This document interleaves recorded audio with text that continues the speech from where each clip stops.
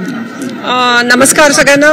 आज आता भीमथडी जत्रेचं उद्घाटन आपण करतोय। खरं तर भीमथडी जत्रा तशी दुपारपासूनच सुरू झाली आहे। हे 18वं वर्ष आहे आपलं आणि कोविड सोडला तर साधारण 20 वर्ष आपण जे बचत गटांसाठी काम करतो महिलांसाठी, त्या महिलांच्या प्रॉडक्टला कुठेतरी बाजारपेठ मिळावी म्हणून आपण भीमथडी जत्रेचा खरं जन्म झालेला आहे।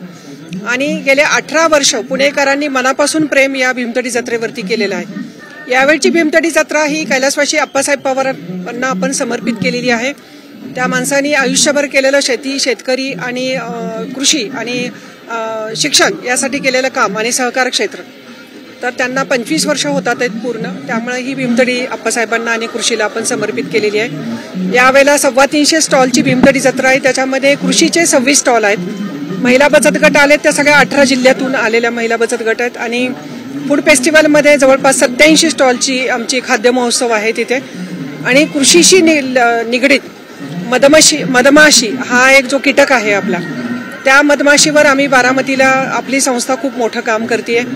कारण मधमाशी जोपर्यंत जिवंत आहे तोपर्यंतच माणूस जिवंत राहील असं खरं तर आहे। एवढासा छोटासा कीटक पण त्याचं माणसाच्या आयुष्यामधलं महत्त्व खूप आहे। तर त्याच्यावर आपण शेतकऱ्यांच्या स्टॉलच्या तिथं आपण त्याचा डिस्प्ले लावलाय आणि मधमाशीची सगळी माहिती आपण तिथं पुणेकरांसाठी तिथं अवेलेबल केलेली आहे।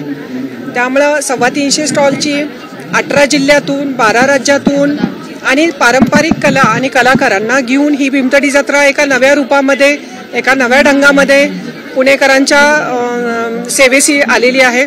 त्यामुळे माझं पुणेकरांना आव्हान राहील, मेट्रोचं कामं चालू आहेत, बरेचसे रस्ते वन वे केलेले आहेत, फिरवलेले आहेत, पण तुम्हाला यायचं आहे। आणि शनिवार आणि रविवार आणि शेवटचा दिवस मंगळवार या 3 दिवशी ॲग्रिकल्चर कॉलेजचं जे मेन गेट आहे ते गेट आपण भीमथडी जत्रेला येणाऱ्या लोकांसाठी आपण ओपन करतोय आणि त्यांची सगळी सोय आपण करतोय की जी गैरसोय होतीये वन वेमुळे ट्रॅफिकची, तर ती आपण लोकांना यायला मिळावं त्यासाठी शनिवार, रविवार आणि मंगळवार या 3 दिवशी ॲग्रिकल्चर कॉलेजच्या मेन गेटमधून आपण लोकांना तिथून भीमथडी जत्रेसाठी आपण त्यांना सोडायची व्यवस्था केलेली आहे। यावेळेचं विशेष आकर्षण म्हणजे कृषीची निगडीत जे काही स्टॉल आहेत त्याच्यामध्ये जे नामांकनवाले जे शेतकरी आलेले आहेत त्यांचा सर्टिफाईड माल इथं आलेला आहे।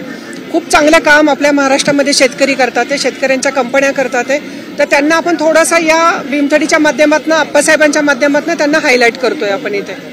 तेलंगणा आले यावेळेला, तेलंगणा राज्यातून काही महिला बचत गट आलेले आहेत आणि नाविन्यपूर्ण स्टॉल आहेत त्यांचे, त्याच्यामध्ये जेवणाचा पण स्टॉल आहे त्यांचा।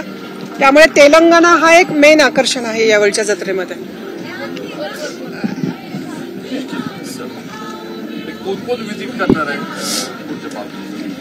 नाही, एकतर निमंत्रणं सगळ्यांना दिलेली आहेत आपण, पवार साहेब तर येतातच आणि पवार साहेब आता मला माहिती नाही आपलं अधिवेशनला ज्या दिवशी हे असेल त्या दिवशी साहेब येतील।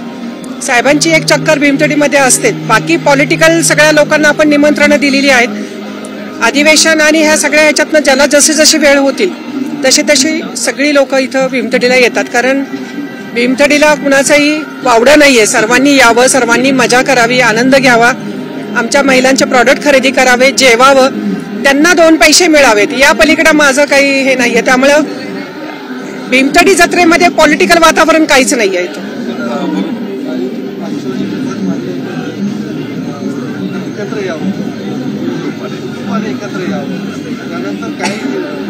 बरेचसे रिएक्शन आले, चर्चा झाली, वातावरण ढवळून निघालं सगळं।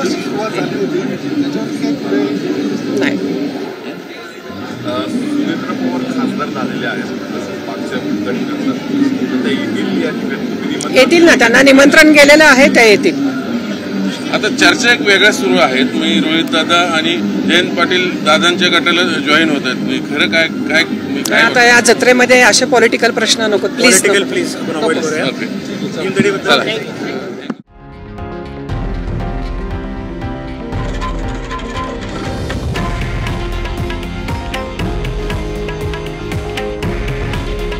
हे आहे देशातील नंबर 1 न्यूज नेटवर्क आणि आपण पाहत आहात TV9 मराठी। काळजी तुमची, हित महाराष्ट्राचं।